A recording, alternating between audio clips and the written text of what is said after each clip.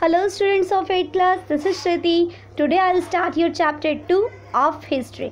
This is very interesting chapter. You have to read it very carefully. Okay, your chapter is from trade to territory. The company establishes power of British rule. Okay, you have to read it very carefully. Okay, it's all about British colonial rule. Okay, let's start your chapter. Okay, in this chapter you will see a picture. This is very relevant picture. In this picture you will see a Mughal last emperor. Okay, he is Aurangzeb. Okay, he is the very powerful in his empire. Okay, Aurangzeb was the last of the powerful Mughal ruler. He established control over a very large part of the territory that is now known as India. Okay, totally known as India. Okay, after his death, okay, 1707, after his death, okay, after his death, Mughal governor Subedars, which is called Subedars, and big zamindars begin asserting their authority and establishing regional kingdoms. Okay, they established regional kingdoms because he did in 1707 and his emperor have lost totally. Then Subedar started the rules over the India. Okay, let's know. By the second half of the 18th century, okay, by the second half of the 18th century, a new power emerged. Emerged a new power. Okay, that was the British power. Okay, that was British power. Now we will talk about British power. Let's start. Next new topic is East India Company establishing the power over the India. Okay, let's talk about new topic will be East India Company comes east. Okay, you can look this map very carefully. There is the British Island. Okay, this comes from this land and by the Ocean Way. This is the India. Okay, they started their businesses here. Okay, let's start now. The East India Company in 1600 acquired a charter from the ruler of the England. Who was that? They acquired. She was Queen Elizabeth I. Okay, she was acquired her charter for the ruling in India. The company sole right to trade with the East. According to the charter, the company could venture across the ocean. Okay, looking for a new land to buy goods at a cheap prices.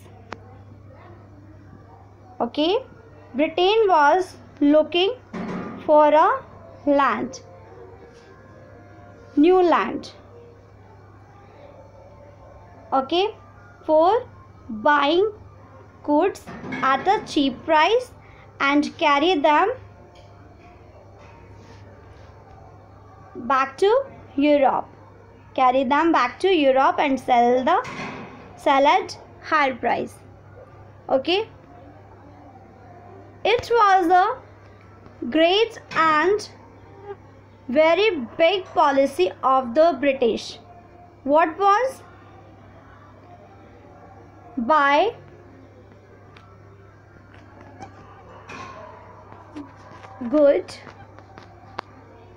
goods in cheap rate. Okay, totally in cheap rate.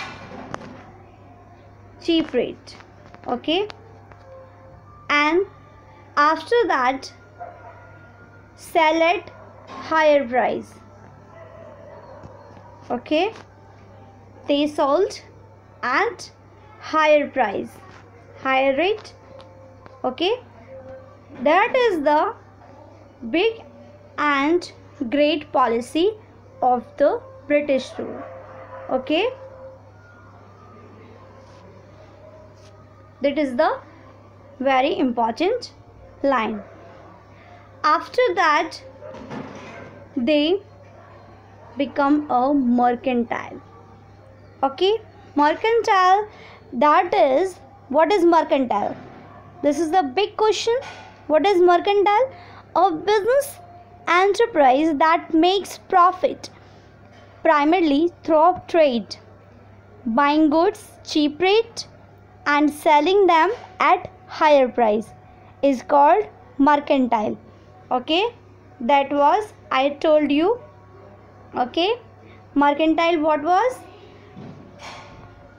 Buy at cheap rate and sell at higher price is called mercantile. Okay, done? Have you got? Now there is only one problem, that all companies, okay, all companies who are interested to buying the same things. Okay, all companies are interested for buying at cheap rate. Okay, at cheap rate and sell at higher price, higher rate. Okay, that policy becomes a great and universal policy.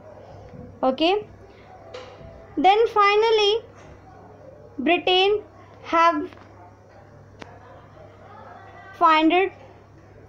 found their place where they can sell their goods at higher price. That was Europe. European companies are interested to purchase their goods at higher price. Okay, and they have started, Britain have started their business trade, totally trade from India to Europe. Okay, they have got their place Europe. European companies are very interested to purchase pepper, cloves, cardamom, totally you can see. Okay, silk, cotton, the fine qualities of silk and cotton produced in India had a big market in Europe. Pepper, clove, cardamom and cinnamon too were in the great demand.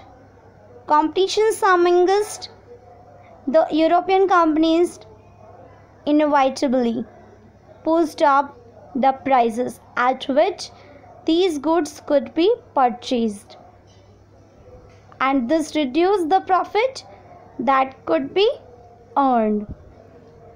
Okay, so Europe becomes a great place and big place for the British company. Okay, after all these things, companies started the more new things, and they have established their company in also the Indian branches. All have the East India Company becomes trade in Bengal. This is new topic. East India Company begins trade in Bengal. This was the first English company that was set up on the bank of the river Hooghly in 1651. Okay, that will be your short questions for 1 marks.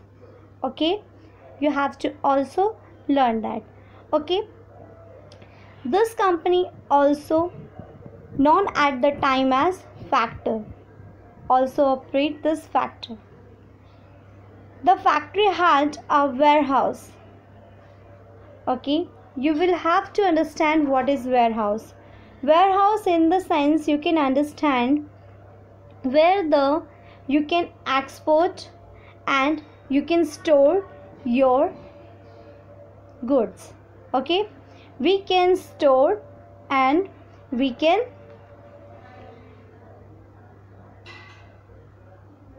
export our goods. Okay, is called British warehouse. Okay, this was a very interesting. Okay, let's start more factors. As trade expanded, the company persuaded merchant and traders to come and settle near the factory. By 1696, okay, 1696, it become building a fort around the settlement. Okay, you can see this picture. I'll show you that picture. This is the fort. Okay, you can see here that fort. This is the fort. Okay, fort in the sense Killa. Okay, 2 years later it bribed Mughal officials into giving the company zamindars right over 3 villages. Okay, next, Mughal Emperor Aurangzeb. I'll talk about Aurangzeb. Okay, Mughal Emperor Aurangzeb also passed a issue. Okay, was that farmers. Okay, farmer in the sense you can understand a royal edict. Okay, farmer granting the company the right to trade. Okay, what is farmer? Farmer you can understand right to free duty. Okay, free duty. What is it? Free duty. Farmers free duty. Okay, that is very important key point. Okay, next topic I'll start in the next video. I'll talk about Murshid Quli Khan. Okay, that will be very important. You have to watch this video very carefully and read your chapter. Till now, stay home, stay safe, take care.